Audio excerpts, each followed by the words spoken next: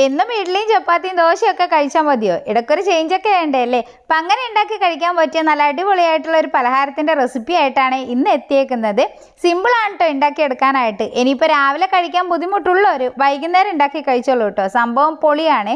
നല്ല ചിക്കൻ കറിയുടെയും മുട്ടക്കറിയുടെയും കൂടെ കഴിക്കാൻ എക്സ്ട്രാ ഒരു ടേസ്റ്റ് കൂടെയാണ് കേട്ടോ.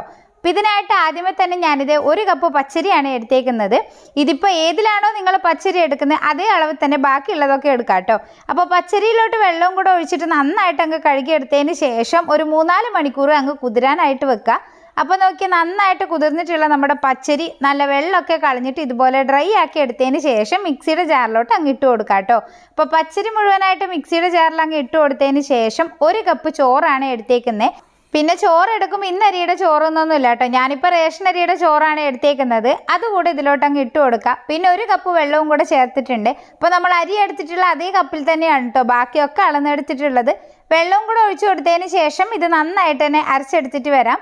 അപ്പോൾ ഇതുപോലെ നന്നായിട്ട് നല്ല പേസ്റ്റ് ആയിട്ട് ഒന്ന് അരച്ചെടുക്കണം കേട്ടോ. നല്ല മഷി പോലെ അരച്ചെടുക്കണം എന്ന് പറയാറില്ലേ, അതുപോലെ അങ്ങ് അരച്ചെടുത്തതിന് ശേഷം ഇതുപോലെ ഒരു പാത്രത്തിലോട്ട് അങ്ങ് ഒഴിച്ചു കൊടുക്കാം. ഇനിയിപ്പോൾ ഒന്നും ചെയ്യാനില്ല, ഇതൊന്ന് റെസ്റ്റ് ചെയ്യാനായിട്ട് വെക്കണേ.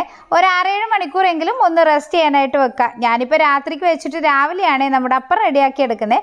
അപ്പോൾ മൂടി വെച്ചിട്ട് ഇത് നമുക്കൊന്ന് റെസ്റ്റ് ചെയ്യാനായിട്ട് വെക്കാം. രാവിലെ ഇങ്ങനെ ഉണ്ടാക്കാനാണെങ്കിൽ രാത്രി ഇതുപോലെ വെക്കുന്നുണ്ടെങ്കിൽ സംഭവം എളുപ്പമായിട്ടോ. അപ്പോൾ ഇതിപ്പോൾ ഞാൻ രാവിലെയാണ് ഇതൊന്ന് തുറന്ന് നോക്കുന്നത്. അപ്പോൾ നമ്മുടെ മാവിതേ നല്ല കറക്റ്റായിട്ട് റെഡി ആയിട്ട് വന്നിട്ടുണ്ട്. പിന്നെ സാധാരണ നമ്മൾ ഉഴുന്നരച്ച് വെക്കുന്നത് പോലെ ഇതങ്ങ് പൊങ്ങി വരുമൊന്നും ചെയ്യില്ല കേട്ടോ. ലേശം ഒരു പുളിപ്പ് അങ്ങ് വന്നിട്ടുണ്ടാവും. അപ്പോൾ ദേ നമ്മുടെ മാവിൻ്റെ കട്ടി എന്ന് പറയുന്നത് ഈ ഒരു പരുവത്തിലാണ് കേട്ടോ ഉണ്ടാവുന്നത്. നമ്മുടെ ഉഴുന്ന് ദോശയൊക്കെ ഉണ്ടാവുന്നതിലും കുറച്ചൊരു ലൂസായിട്ടാണ് ഇപ്പോൾ ഇരിക്കുന്നത്.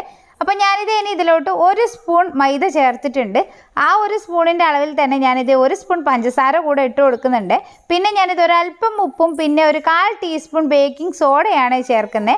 അപ്പോൾ ബേക്കിംഗ് സോഡ കൂടെ ഇട്ട് കൊടുത്തു കഴിഞ്ഞാൽ ഇത് നന്നായിട്ട് അങ്ങ് മിക്സ് ചെയ്യണം കേട്ടോ. അപ്പോൾ നല്ല രീതിയിൽ തന്നെ ഇതുപോലെ അങ്ങ് മിക്സ് ചെയ്ത് കൊടുക്കുക. മിക്സിങ് പരിപാടിയോടെ കഴിഞ്ഞ് കഴിഞ്ഞാൽ നമ്മുടെ മാവ് ഇവിടെ നല്ല സെറ്റായിട്ടോ. ഇനിയിപ്പോൾ നമ്മുടെ അപ്പച്ചട്ടിയിലോട്ട് ഇതുപോലെ ഓയിൽ അങ്ങ് ഒഴിച്ചു കൊടുക്കുക. ഞാനിപ്പോൾ വെളിച്ചെണ്ണയാണ് എടുത്തേക്കുന്നത്.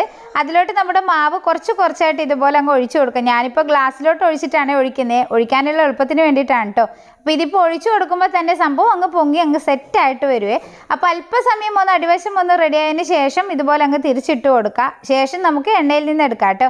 അപ്പോൾ നമ്മുടെ പലഹാരം ദേ ഇവിടെ റെഡി ആയിട്ടുണ്ട്. ഇതിപ്പോൾ നിങ്ങൾക്ക് ഞാൻ എടുക്കുമ്പോൾ തന്നെ മനസ്സിലാവുന്നുണ്ടാവും എത്രത്തോളം സോഫ്റ്റ് ആണെന്നുള്ളത് അല്ലേ. അപ്പോൾ സോഫ്റ്റ് മാത്രമല്ല കേട്ടോ, കഴിക്കാനും നല്ല ടേസ്റ്റാണ്.